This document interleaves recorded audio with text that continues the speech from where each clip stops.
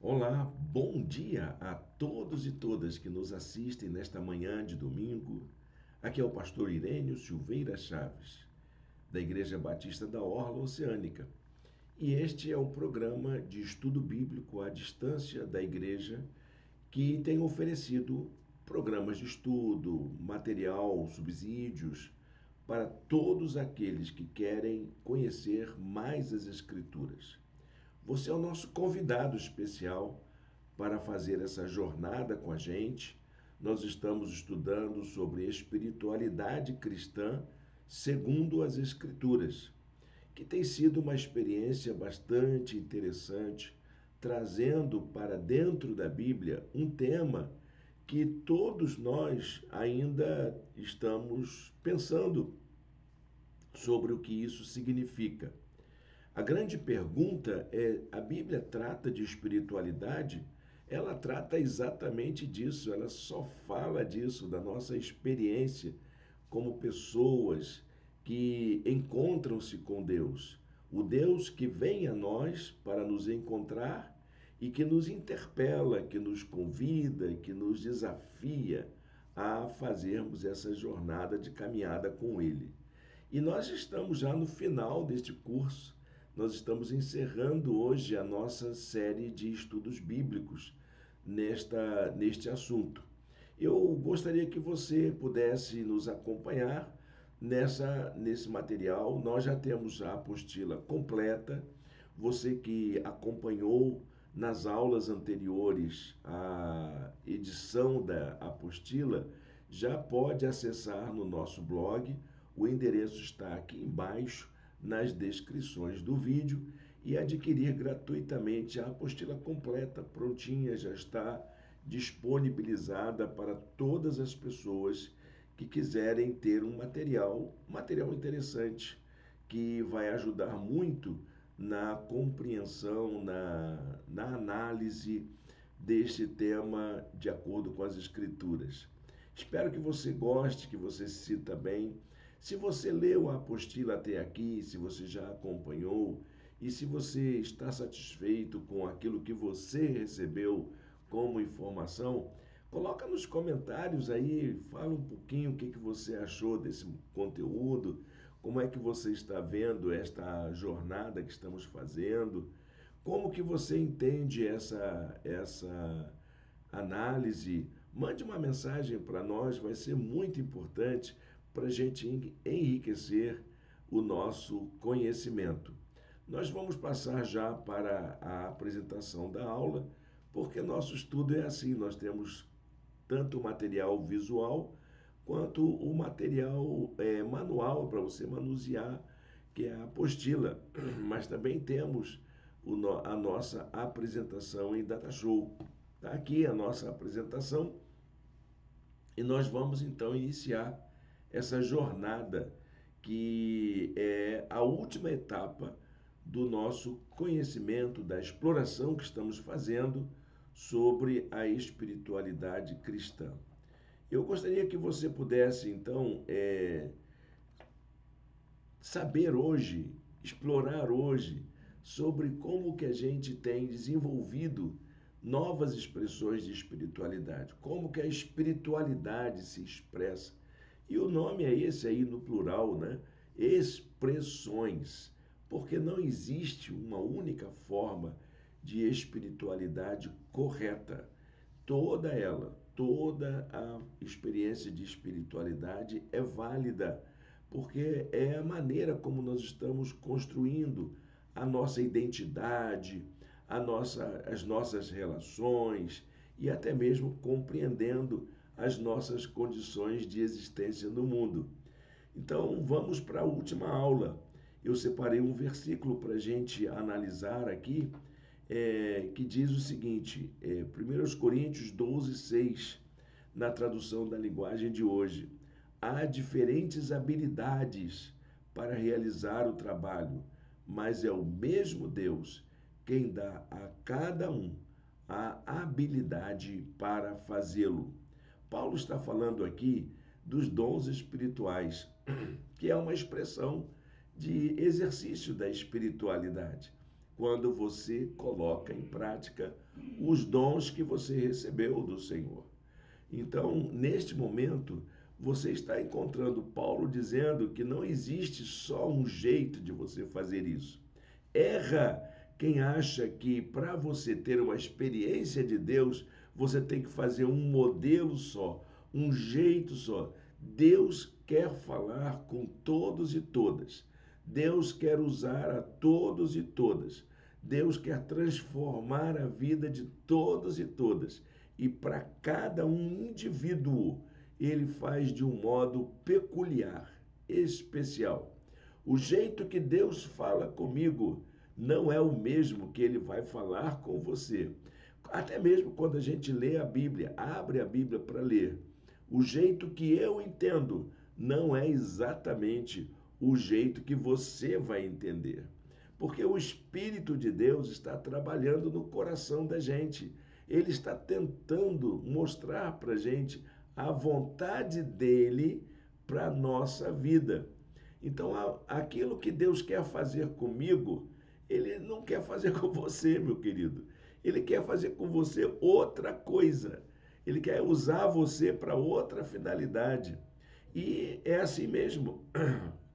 Todos nós temos uma missão a cumprir no mundo, um jeito de ser, um modo de agir.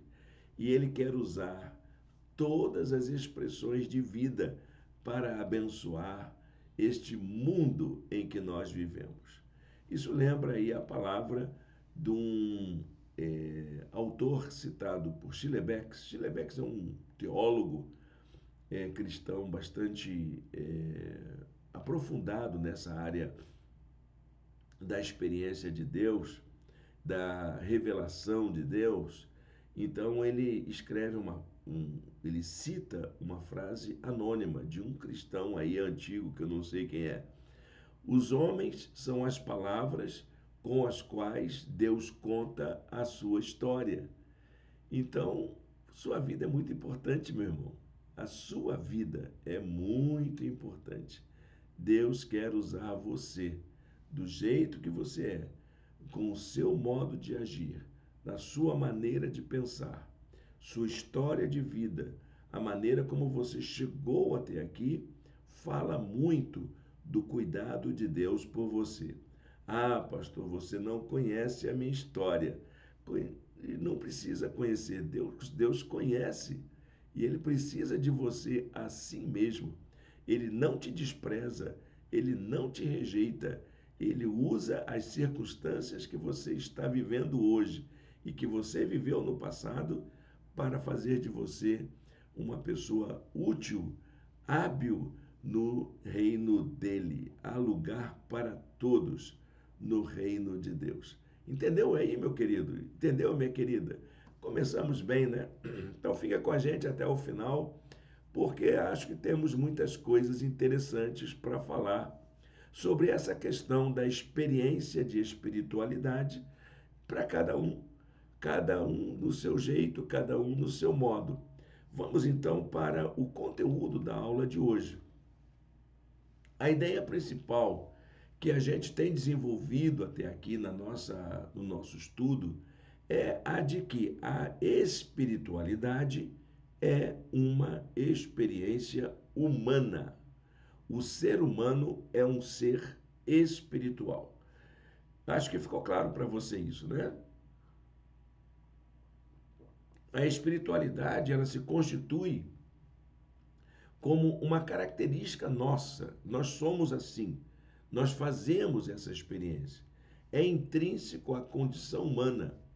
E essa experiência, essa relação que a gente tem com as coisas do espírito, com o ser espiritual, orienta a nossa busca de sentido, as relações com o próximo, com o outro, com a natureza, com o mundo, orienta as condições de existência da gente, como que a gente respira, como que a gente se alimenta, como que a gente mantém as nossas atividades no mundo.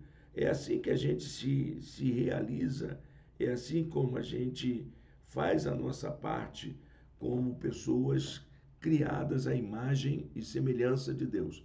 Nós já vimos isso numa outra aula. Mas também o ser humano, por ser espiritual, ele tem uma abertura para a transcendência. O que é a transcendência? É aquilo que está para além da gente. Quando a gente fala que o ser humano tem uma abertura para o transcendente, isso lembra que nós fazemos um deslocamento para fora e para dentro. Nós fazemos um mergulho interior, procurando na nossa interioridade aquilo que possa fazer sentido, nos motivar, nos empurrar para frente, mas também para aquilo que está para além da gente, aquilo que está até no céu, para que a gente possa compreender a nossa relação. Então, todo ser humano faz um movimento de deslocamento de si, através do qual procura compreender a si mesmo, refletindo sobre suas condições de existência, a realidade que nos cerca, a necessidade de ter um propósito na vida, e esse movimento é chamado de autotranscendência. Isso é um termo filosófico que é muitas vezes usado na teologia, para que possa compreender o ser humano. E claro que é um conceito também antropológico, é um modo de compreender a pessoa, o ser humano.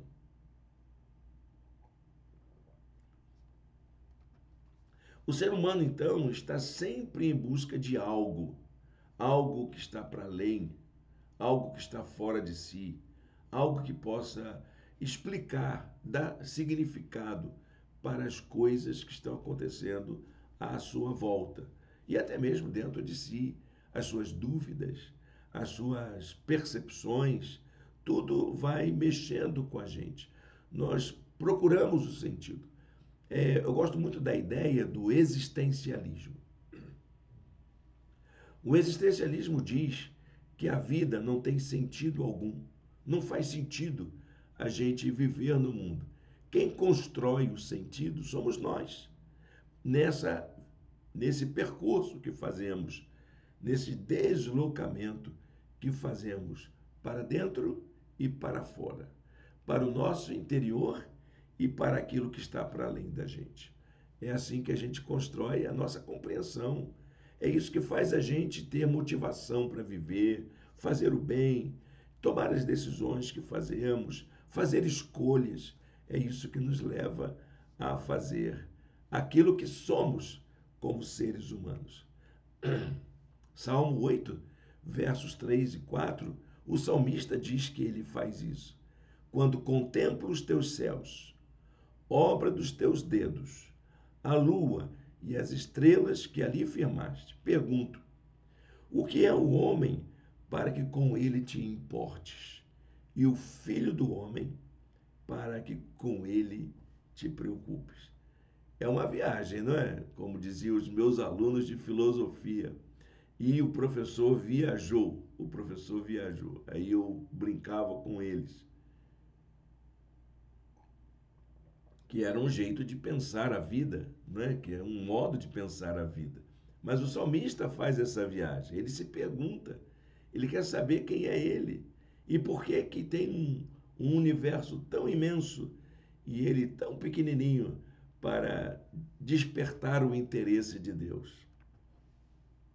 Então, desse ponto de vista que nós estamos analisando aqui, que é relacionado à nossa fé, a maneira como cremos, a maneira como nos relacionamos com Deus, a espiritualidade é um caminho, é uma trilha que você vai fazer para atender a esse chamado divino para viver em comunhão com Ele.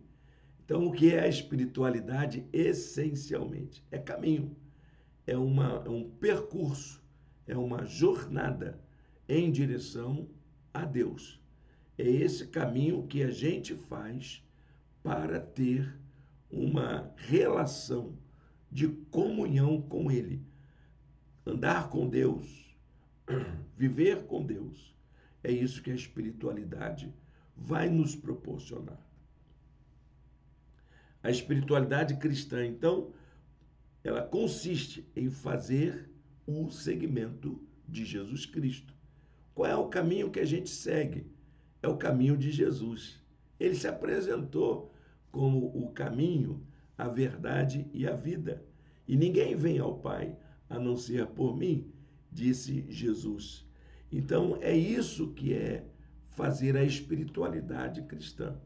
A espiritualidade é um caminho para Deus e a espiritualidade cristã se faz seguindo Jesus Cristo. E como é que a gente faz isso? A gente só faz isso em comunhão uns com os outros. É através da vida comunitária. Não existe segmento de Jesus isolado. Tentaram até fazer isso, né, com os padres do deserto, fazer a jornada do eremita. Nós não somos eremitas. Não deu certo. Claro que produziu grandes conteúdos, grandes experiências de encontro com Deus, mas a experiência cristã, ela é comunitária. Eu poderia colocar aqui essa palavrinha comunitária bem destacada, porque é isso que nós fazemos. Nós fazemos o segmento de Jesus em comunhão. O que é a vida em comunhão? É algo essencial para a espiritualidade. Não existe espiritualidade cristã sozinho. Nós fazemos juntos. Claro que você pode fazer o seu momento a sós com Deus, fazer a sua experiência, ela vai ser individual. Ela é individual, mas se realiza coletivamente. Seguindo mais adiante, então, assim como o ferro afia o ferro, diz o livro de Provérbios, o homem afia o seu companheiro. A gente se ajuda. Na espiritualidade, ela é comunitária exatamente por isso. Porque um ajuda o outro. O profeta Isaías dizia: um ao outro ajudou, e ao seu companheiro disse: esforça-te. É isso que a gente precisa aprender na nossa experiência de espiritualidade. Ao longo da história do cristianismo, surgiu uma diversidade de escolas de espiritualidade. Não existe uma só. E essas escolas, elas atendem demandas, necessidades, atendem demandas das circunstâncias históricas vivenciadas pelas muitas comunidades cristãs. Muitas pessoas no Brasil têm experiências de espiritualidade que são diferentes das experiências dos irmãos e irmãs norte-americanos, europeus, asiáticos, africanos. Cada um, então, vivendo a sua experiência de espiritualidade conforme a sua realidade histórica. É assim que a gente aprende a experimentar Deus na nossa vida. Por essa razão, então, nós não podemos falar de uma experiência, de uma prática uniforme. A uniformidade, ela não cabe na experiência de espiritualidade. O certo seria a gente usar o termo no plural. A gente precisa falar de espiritualidades. É assim que a gente deve tratar melhor. Há uma pluralidade de caminhos de espiritualidade que aponta para a unidade da fé em Jesus Cristo. Na unidade da fé é Jesus, não as nossas práticas. Essa experiência, ela é sempre direcionada para o único Senhor, que é Jesus, aquele que nos amou e se entregou na cruz por nós. Mas a nossa experiência, ela acaba sendo diversa, exatamente pelo fato de que é o Espírito Santo quem orienta essa experiência, que faz essa relação dentro da gente, conosco, do nosso jeito, com as nossas condições concretas de existência. ok?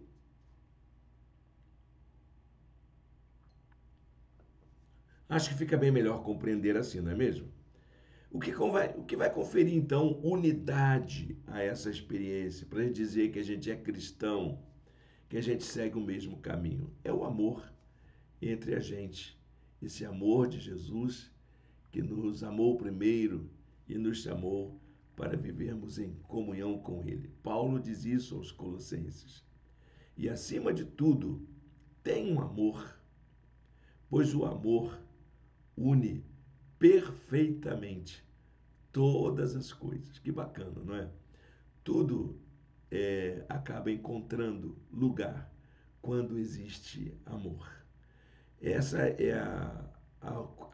é o vínculo que nos une, que o Espírito Santo coloca no coração da gente, para que a gente possa fazer essa caminhada juntos e juntas, cada um experimentando Deus na sua maneira de compreender a sua vida. Então, por ser uma experiência plural, podemos falar de diversos modos como a espiritualidade se dá, especialmente nos dias atuais. Hoje nós não podemos falar de um único modo de espiritualidade cristã. De um modo geral, a prática cristã desenvolveu dois exercícios que acompanham as formas de espiritualidade. Há dois exercícios espirituais comuns a todas as pessoas que acabam fazendo esta experiência de espiritualidade. Nós conhecemos como leitura orante da Bíblia. A leitura orante da Bíblia, ela surgiu há muito tempo atrás. Foi mais ou menos no ano 220, quer dizer, o terceiro século da era cristã. Então havia o ideal da vida monástica. E um monge lá entendeu que para que ele pudesse ter uma experiência de compreensão, de fazer essa jornada, ele precisava ler a Bíblia e fazer da leitura da Bíblia o seu momento de oração. Essa prática acompanha pessoas que fazem a vida monástica, pessoas que seguem a vida religiosa até os dias atuais. A leitura orante da Bíblia é chamada de Lécio Divina. Esse é o nome que ele recebe. Foi assim que ele foi ensinado, quer dizer, a leitura que vem de Deus. Eu entendo assim que é uma via de duas mãos. É Deus falando com a gente e abrindo aquela oportunidade para que a gente possa falar com Ele. Deus fala com a gente através das Escrituras e a gente fala com Deus através da oração. A Léxio Divina é praticada pelos cristãos evangélicos também, só que tem um outro nome. Eu gosto de usar o nome a sós com Deus. Você faz isso? Como é que você faz a sua experiência pessoal de oração? Como é que você experimenta o seu a sós com Deus? É assim que eu trato, assim que muitos cristãos tratam. Aliás, eu tinha uma prática muito curiosa. Quando eu comecei a estudar sobre discipulado, eu entendi que a minha vida precisava de algo para que eu pudesse crescer espiritualmente. E eu ouvia falar muito, eu era muito jovem, eu ouvia falar muito dessa experiência do a sós com Deus. E aí então eu chamei alguns irmãos da igreja para a gente fazer essa jornada de experiência a sós com Deus. E eu desenvolvi uma receitinha, era como se fosse um receituário médico. E aí eu chamava aquela receitinha de remédio espiritual. E eu aconselhei muita gente a usar esse remédio espiritual, que era o a sós com Deus. Era um roteirinho básico para você fazer a sua hora tranquila, como também é chamada a experiência do a sós com Deus ou a Lécio Divina. Então, eu convido você a conhecer um pouco dessa experiência, dessa prática, desse exercício. Vamos ver o que é que trata desse assunto? Há 4 passos na Lécio Divina, 4 coisinhas. Eu vou olhar a Lécio Divina, não o meu remédio espiritual, nem as muitas fórmulas de estar a sós com Deus. Não vou fazer isso. Vamos conhecer a Lécio Divina, como que ela foi formulada no século III da era cristã. Primeiro passo, leitura. Por isso daí vem o Lécio, né? Então você vai ler a Bíblia. E era num tempo em que não tinha Bíblia impressa como a gente tem. Era Bíblia escrita à mão. Então você fazia a leitura dos textos que estavam disponíveis ali para os monges, para os religiosos, para as pessoas que faziam essa experiência. Não era todo mundo, era apenas quem tinha acesso ao texto. Então, Alessio era o primeiro passo.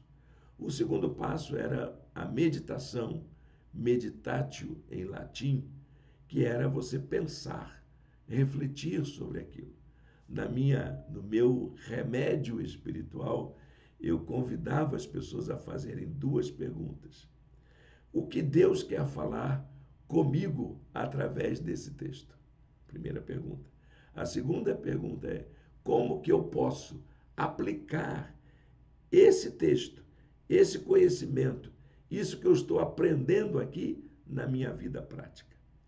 2 perguntinhas. O que Deus quer falar comigo através desse texto e como é que eu posso praticar isso que eu estou aprendendo agora? Bom, gente, essa é a meditação que a gente faz. Depois vem o oratio, a oração, quando você coloca diante de Deus sua vida. Fala com Deus, não precisa de formalidade. Ele é o nosso Pai. Imagine aí um pai ouvindo o seu filho, a sua filha, falando com Deus. É o oratio. E, por fim, a contemplação, que é o contemplatio, que acho que é aquele momento de solitude em que você relaxa, olha à sua volta e vê o mundo que te espera, as circunstâncias, as decisões que você vai tomar, aquilo que você vai fazer. Esse é o momento a sós com Deus. Já fez isso? Escreve aí como é que você faz o seu momento a sós com Deus. Eu me lembro de um aluno da Escola Bíblica Dominical, que eu passei essa informação para ele. E ele saiu da aula preocupado, como que ele ia fazer o seu momento a sós com Deus, a sua lécio divina. E aí, então, ele disse, eu não tenho tempo, eu saio cedo de casa para trabalhar, volto tarde da noite, tenho 1000 coisas para fazer, eu não tenho esse tempo para parar. Aí, no mínimo, 15 minutos, que a proposta era essa. No mínimo, 15 minutos, pelo menos isso, meu irmão, faz isso. Aí ele lembrou que quando ele ia para o trabalho, ele morava em Niterói, ia para o Rio de Janeiro. Então ele fazia a travessia de barca. Aí ele disse, é aqui que eu vou fazer o meu momento a sós com Deus. Então ele ali quietinho, sentado, ele fazia o seu momento a sós com Deus. A viagem da barca dá uns 20 minutos mais ou menos, e aí então ele passava 20 minutos fazendo o seu momento de lécio divina. Que é bacana isso, né? Como é que você vai fazer? Não sei, você vai encontrar o seu jeito. Então, a leitura da Bíblia, quando é acompanhada de oração, proporciona um diálogo íntimo com Deus, marcado pela escuta, pela confissão, pela abertura para crermos no poder de Deus. É isso que essa é a finalidade desse momento. Jesus fazia isso. Jesus contou aos seus discípulos uma parábola para mostrar-lhes que eles deviam orar sempre e nunca, nunca, nunca desanimar. O outro exercício que acontece muito entre os cristãos é o exercício da solitude. Essa palavrinha parece que é nova, né? Solitude é o quê? Não é solidão, tá, gente? Na verdade, é um exercício de isolamento voluntário. é você ficar um pouquinho a sós consigo mesmo. É uma espécie de reclusão. É um silêncio para que você possa experimentar momentos de autoconhecimento e de realização pessoal. Muitos chamam isso de mindfulness, é um exercício de meditação. O cristão chama de solitude, que é essa coisa de você ficar com você mesmo, pensar em você mesmo. Essa coisa de estar a sós consigo mesmo. A solitude é diferente da solidão. Enquanto solidão é um modo de isolamento que pode ser traumático, pode indicar problemas de saúde mental, a solitude desperta a espiritualidade, desperta a reflexão, a meditação, a criatividade. Jesus passou um tempo de solitude, passou 40 dias no deserto, 40 minutos, desculpa aí, 40 dias no deserto, orando e jejuando. Bom, eu não sei se as pessoas conseguem fazer esse tempo todo, e nem sei se é necessário você ficar tanto tempo assim, a sós consigo mesmo, desse tempo de solitude. Ele é um tempo breve, pode ser um tempo breve, um tempo que você para a sua atividade, principalmente naquelas horas que você está muito agitado, agitada. Dá uma paradinha, pensa em você mesmo, pensa em como você está tomando suas decisões, reflete naquilo que você está fazendo. Isso é muito importante. Pode ser um dia inteiro, não sei, você que sabe. Cada um dá conta de si. Eu acho que um breve momento é importante. Sabe aquela situação assim que você está numa peça de teatro e aí o ator esquece o texto, ele se perde na cena. Aí é costume dele sair pelos bastidores, vai lá pelas coxias, refaz o personagem e volta para a cena. É isso que é a solitude. É um tempo em que você se prepara para o próximo passo. Jacó passou um tempo de solitude antes de encontrar-se com seu irmão. Durante esse tempo, ele lutou com Deus. Foi um tempo significativo. Ele estava temeroso como é que iria reencontrar o seu irmão depois que eles se desentenderam por causa daquele negócio lá da primogenitura. Então, quando ele estava já voltando, depois de anos, família montada, ele ia levando presentes para o seu irmão, para que acalmasse a ira dele. E ele ficava começando, que ele ainda está com raiva de mim, será que ele vai me receber bem? Vai mandar os cachorros em cima de mim, como é que vai ser? E aí ele então passa um tempo, uma noite, a sós com Deus. Ele se afasta da sua família, dos seus funcionários, do seu trabalho e vai ficar sozinho. E ali ele está pensando. E nessa experiência vem um anjo falar com ele. A Bíblia não diz se é anjo, ela diz que é um homem que veio falar com ele. E aí ele então vai lutando, conflito, e explica. E o anjo vai e fala assim, eu vou embora. Aí ele agarra o anjo, não, você não vai sair daqui enquanto você não me abençoar. E aí o anjo tem que ferir a perna do Jacó, né, que ele fica manco, depois vai andando mancando, para que ele pudesse se livrar de Jacó. Porque Jacó não queria deixá-lo ir. Diz a Bíblia, Jacó ficou sozinho. Então veio um homem que se pôs a lutar com ele até o amanhecer.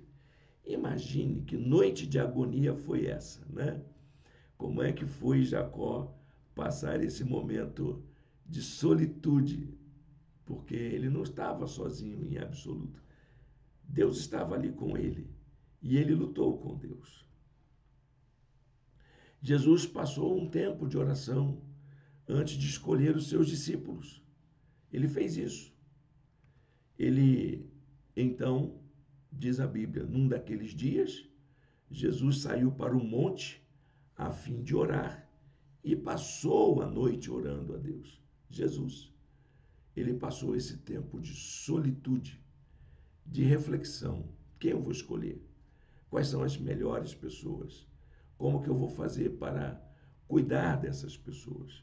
Como que eu vou prepará-los? Jesus passou um tempo de solitude. A solitude, então, meu irmão, minha irmã, é aquele famoso tempo de se aquietar o coração. Diz a Bíblia: aquietai-vos e sabei que eu sou Deus. Sou exaltado entre as nações. Sou exaltado na terra. Não existe, então, uma prática de espiritualidade melhor ou pior. Qual o exercício que você achou melhor? Como é que você deve fazer? Não existe um melhor ou pior.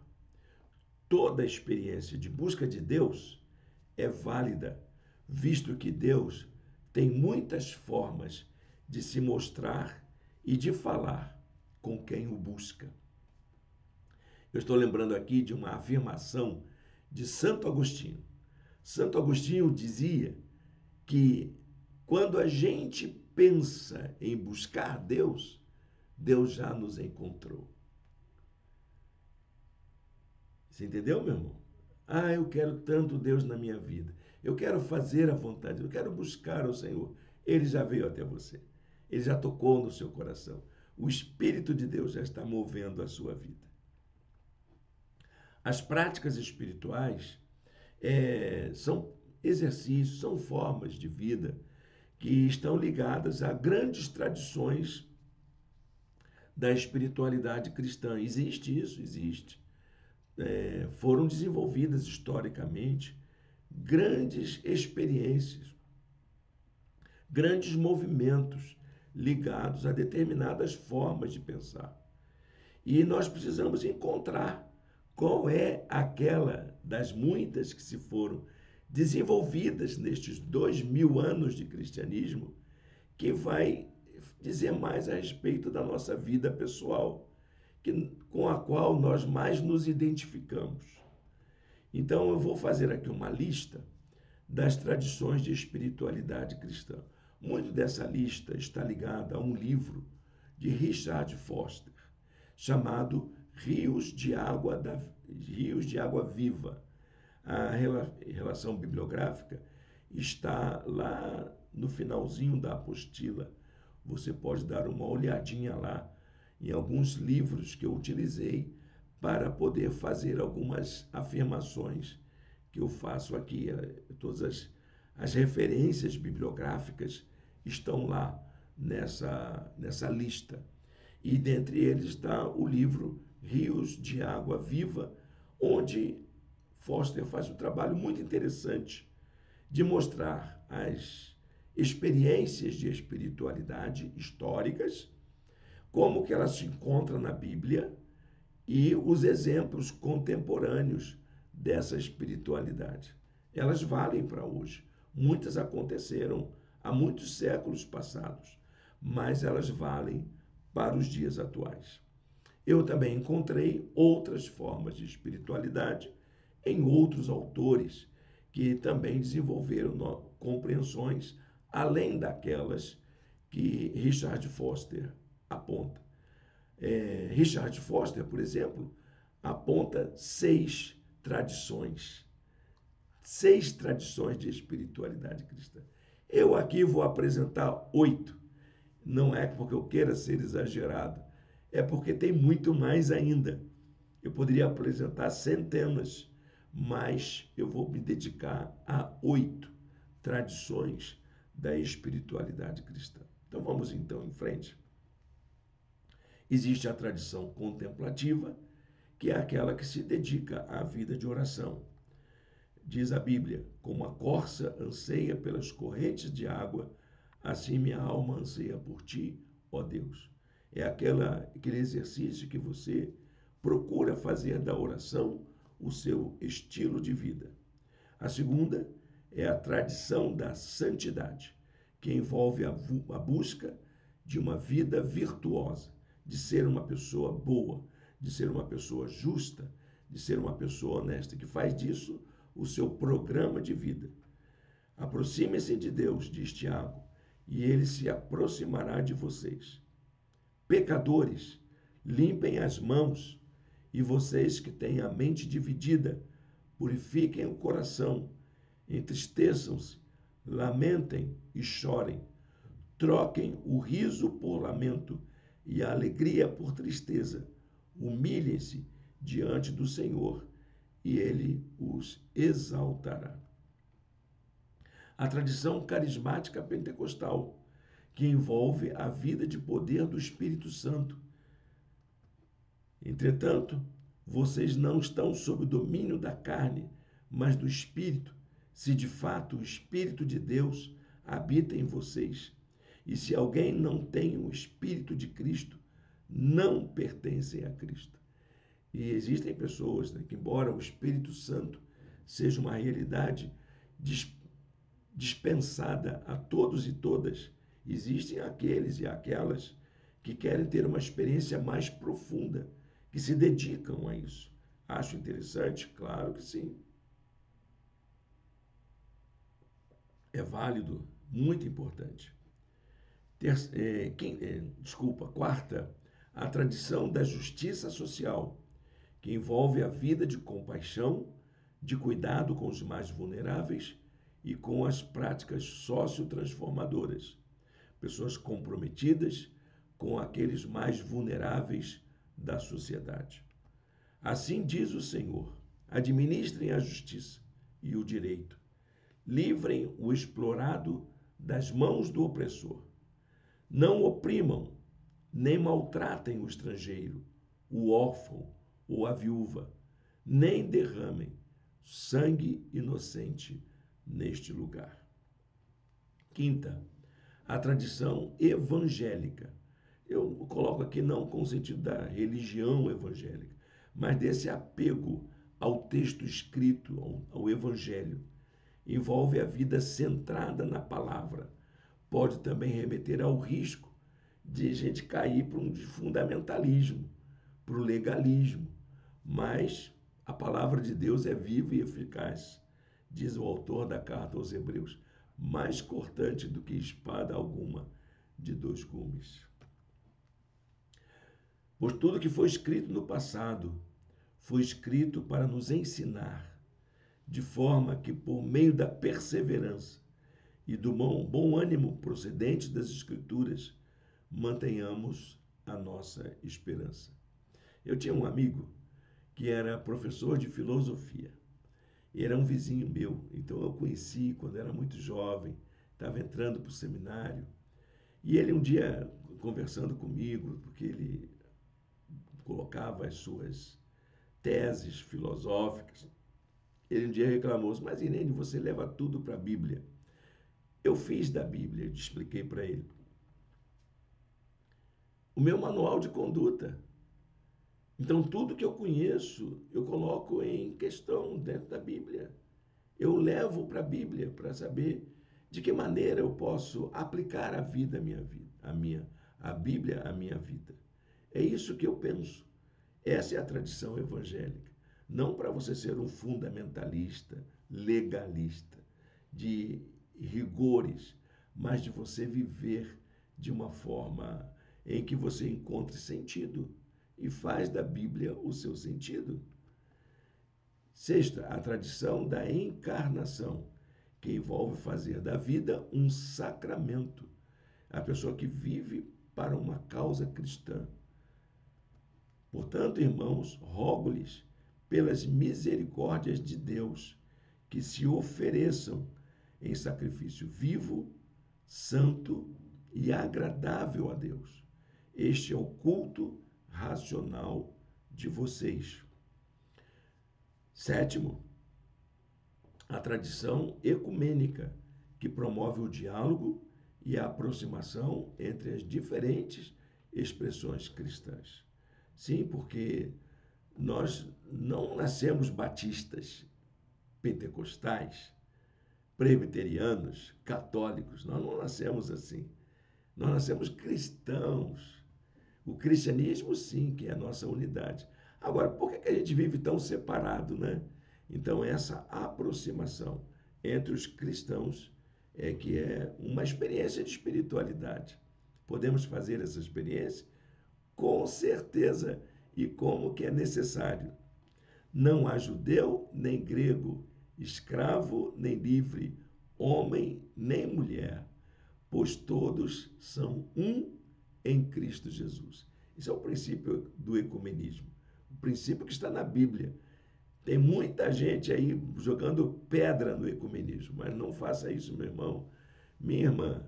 Não entre nessa discussão fundamentalista, porque não existe religião certa. Existe aquela que faz de você uma pessoa melhor.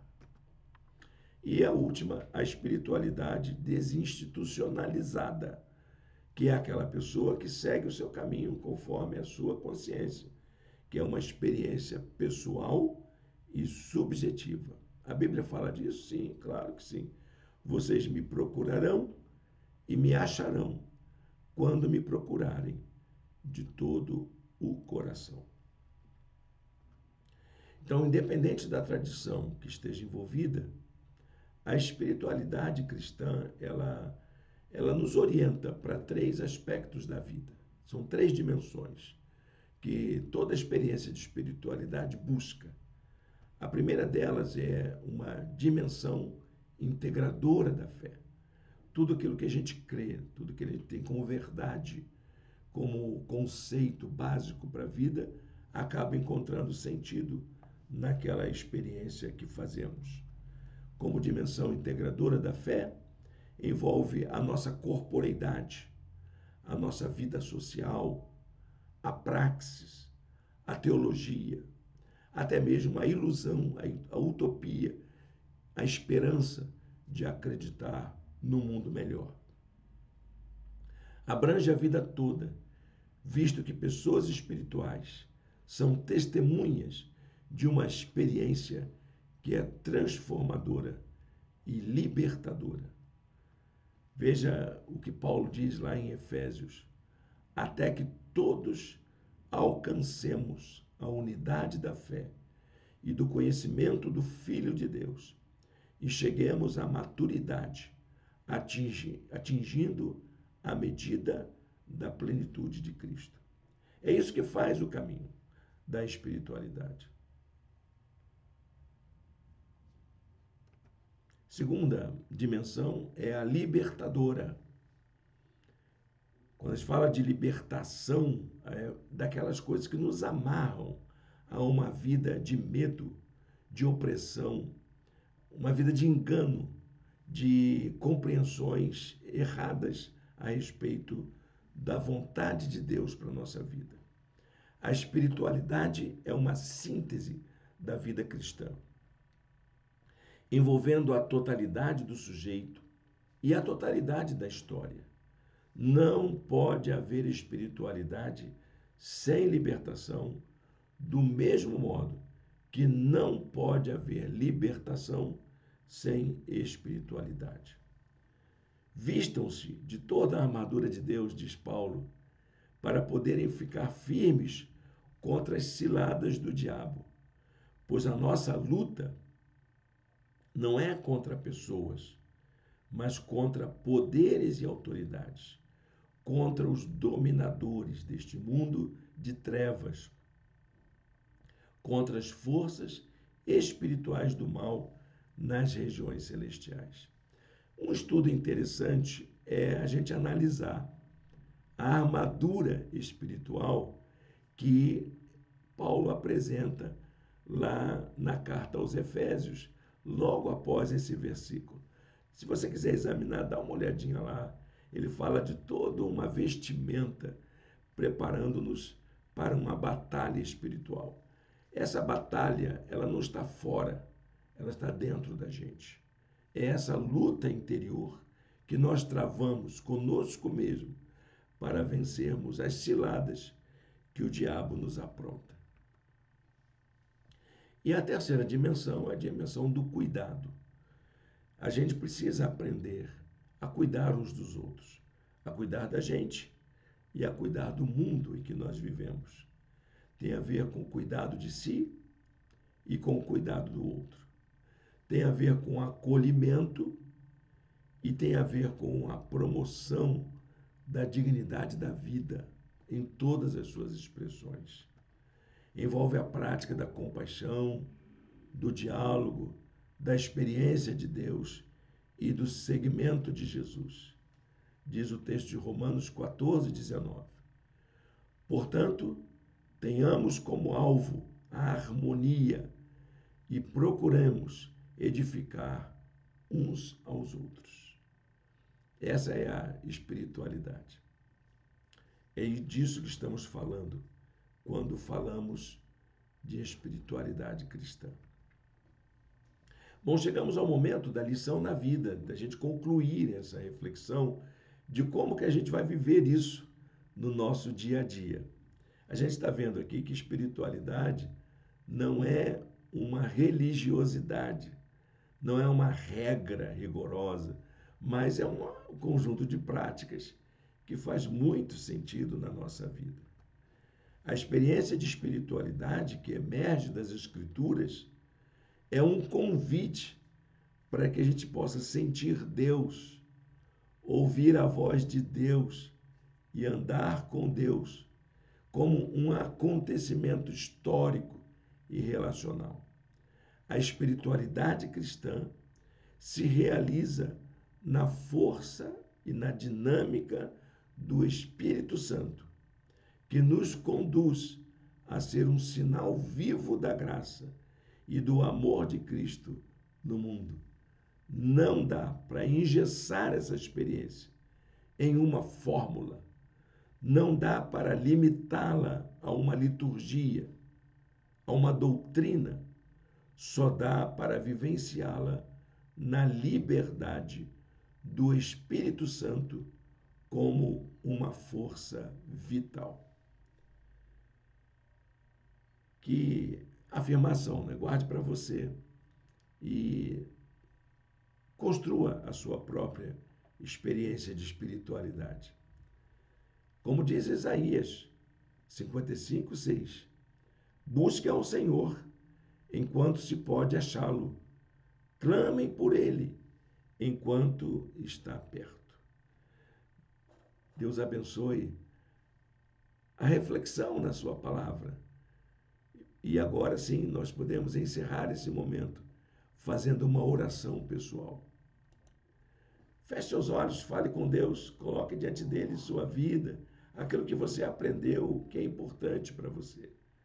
Senhor Deus, eterno Pai, muito obrigado, Deus, por esta série de estudos, por esse momento de aprendizado, por sabermos que o Senhor é um Deus que está conosco todos os dias e nos chama a uma experiência profunda com o Senhor. Nos habilita, Senhor. Derrama teu Espírito sobre nós e que nesta manhã nós possamos ser despertados para termos uma experiência profunda contigo. No nome de Jesus. Amém e amém. Amém, meu irmão, minha irmã. Estamos chegando ao final da nossa aula de hoje e ao nosso curso de espiritualidade cristã segundo as Escrituras. Convido você a conhecer nossa igreja.